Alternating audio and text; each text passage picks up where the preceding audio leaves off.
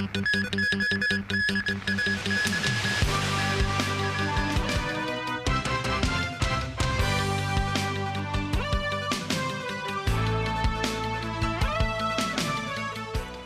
evening and thank you for joining us.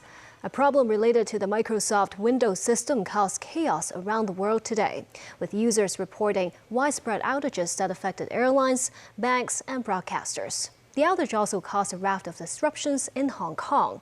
Many travelers at Hong Kong International Airport were affected, with check-in procedures being performed manually. Mimosa Ngai reports. At Hong Kong International Airport, many travelers this afternoon were forced to wait at check-in counters because of the Microsoft Windows outage. Check-in procedures had to be done by hand. The outage caused inconvenience to passengers. This man said he had been waiting in a queue for around 2 hours for check-in procedures. My flight is at 4:45 p.m., but it is already 4:30 p.m., he said.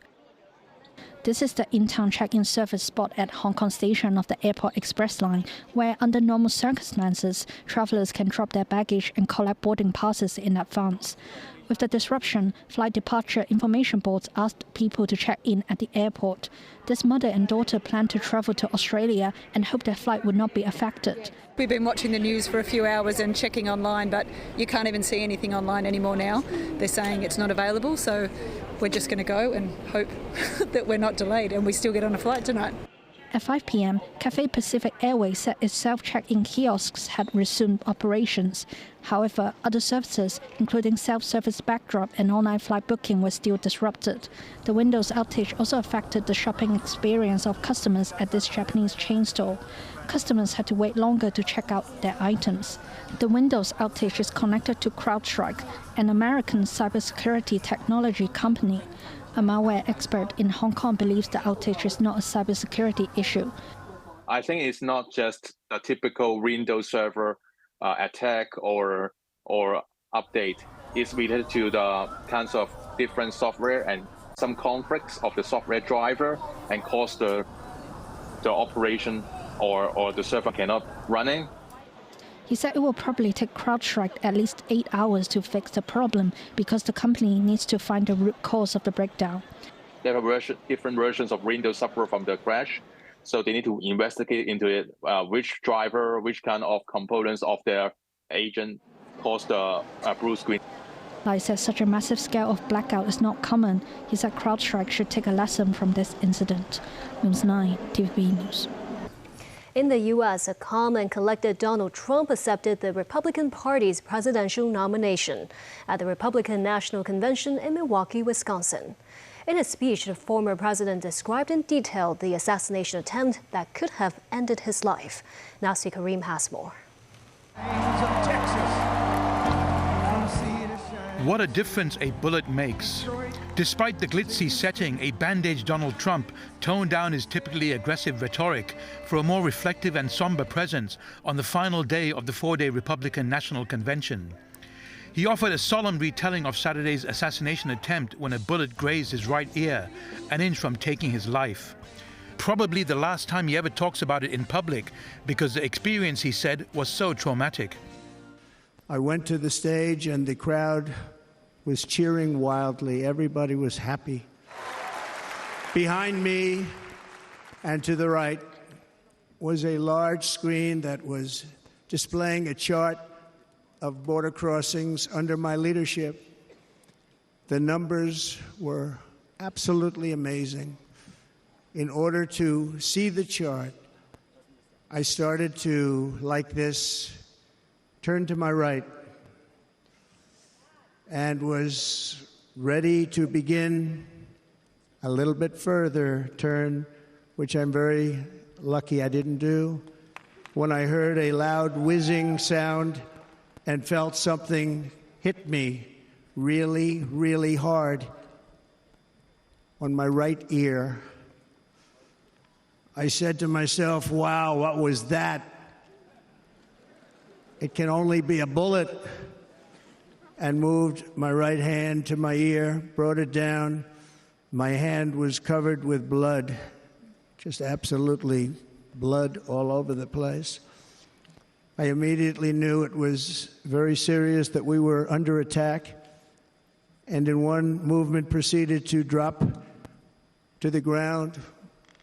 Bullets were continuing to fly. The amazing thing is that prior to the shot, if I had not moved my head at that very last instant, the assassin's bullet would have perfectly hit its mark, and I would not be here tonight. We would not be together.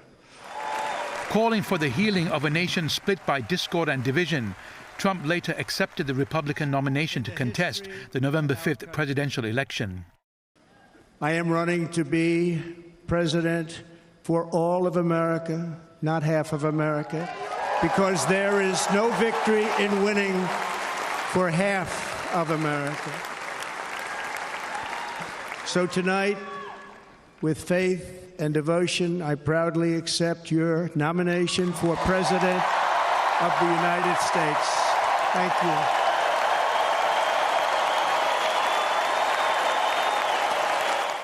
you. Famous wrestler Hulk Hogan paid tribute to the former president by ripping out his shirt to reveal a Trump and J.D. Vance T-shirt. With a happy-looking wife Melania making a rare appearance at one of his events, the Trump expanded family took the stage to bid farewell to the convention under a blizzard of red, white and blue balloons. After energizing the packed Fiserv Forum, it was Trump's turn to take aim, with his sights set firmly on the White House. Nazri Karim, TVB News. Donald Trump laid out his policy vision at the Republican National Convention, vowing to raise tariffs on Chinese-made electric vehicles if he's elected President of the United States. Danny Zhou has the story. On the final day of the Republican National Convention, former U.S. President Donald Trump said he would end the electric vehicle mandate and properly use taxes, tariffs, and incentives in his pledge to bring back auto manufacturing in America. He threatened to put tariffs of 100 to 200% on each imported e-car. I will end the electric vehicle mandate on day one. And they're being built by China to make cars and to sell them into our country. No tax, no anything. Those plants are going to be built in the United States, and our people are going to man those plants. And if they don't agree with us, we'll put a tariff of approximately 100 to 200% on each car, and they will be unsellable in the United States. Ever made. Also notable in the event, Trump again emphatically used the controversial term China virus for COVID-19, which was not written in the script. Analysts pointed out that Trump's perpetuation of the rhetoric would further fuel hate crimes against Asian Americans. On the Taiwan issue, Trump said in an interview with Bloomberg this week that Taiwan should pay for U.S. protection, adding the island has taken American semiconductor businesses. In response, Taiwan official Lin Chia-long told reporters the island will rely more on itself and is likely to increase its defense spending. Trump also vowed to reduce inflation, cut taxes, secure the border, achieve energy dominance, and end international crisis. He accused illegal immigrants of destroying his country and said he would end the crisis by closing the border and complete the building of a wall between the U.S. and Mexico. Danny Zhou, TVB News.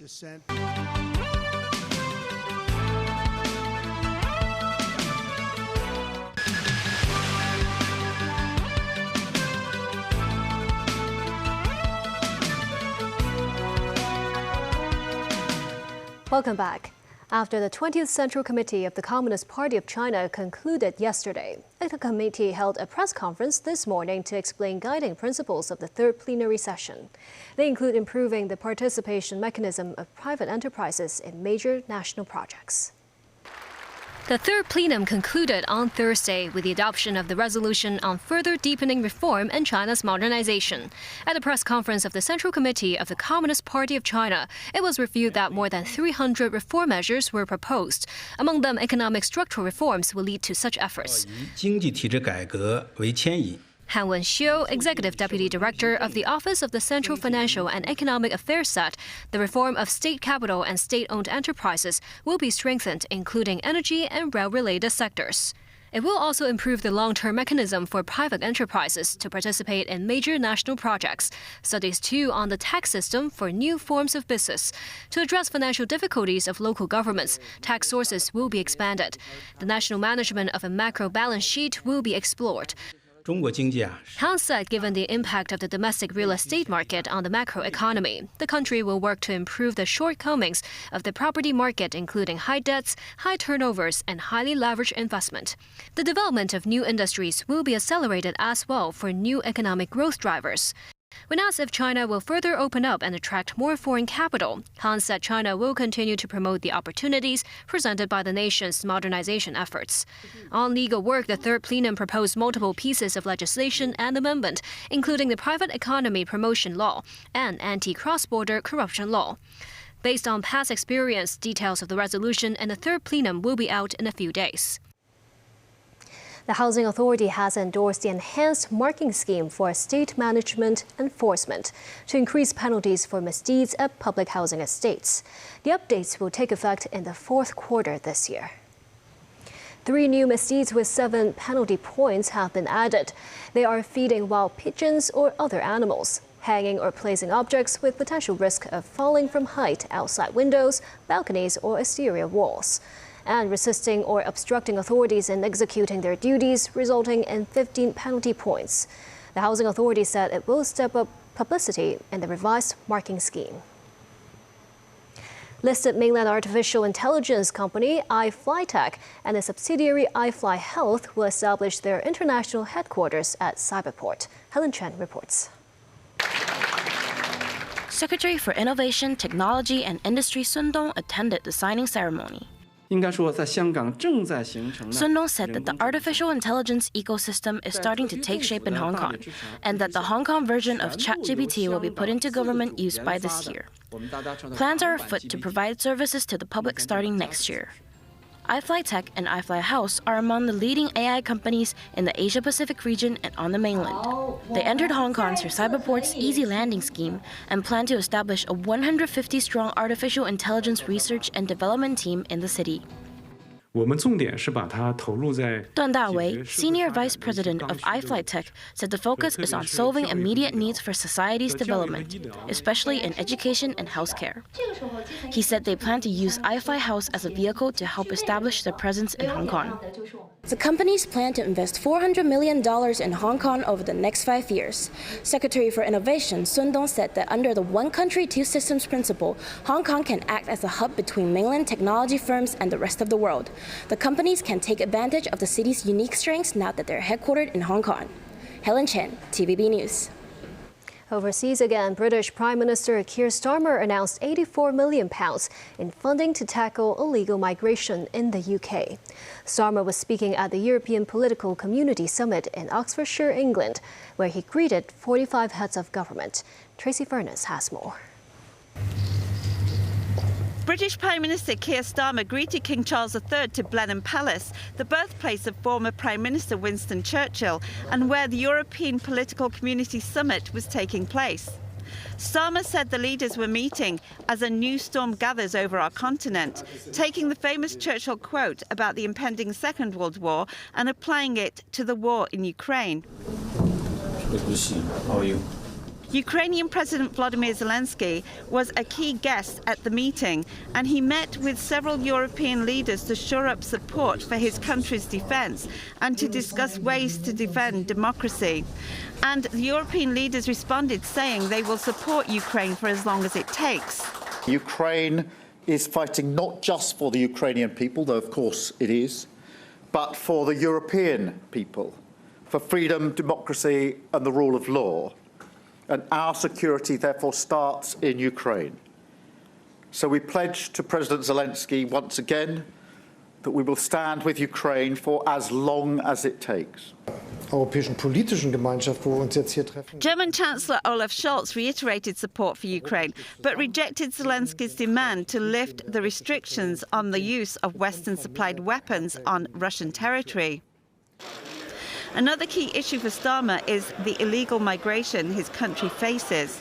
He plans to work closely with European police agency Europol against people smuggling, and he will scrap the contentious Rwanda bill.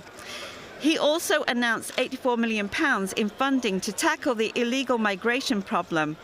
To stop illegal migration, we must also tackle it at source.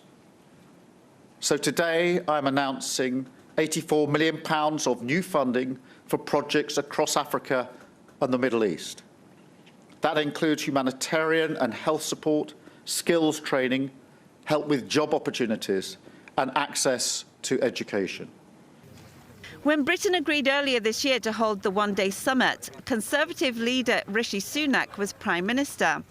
His defeat in a July 4th election meant that it was Starmer who welcomed leaders to Blenheim Palace, which enabled him to get to know many European leaders in person. Tracy Furness, TVB News. And that's the news. Thank you for watching.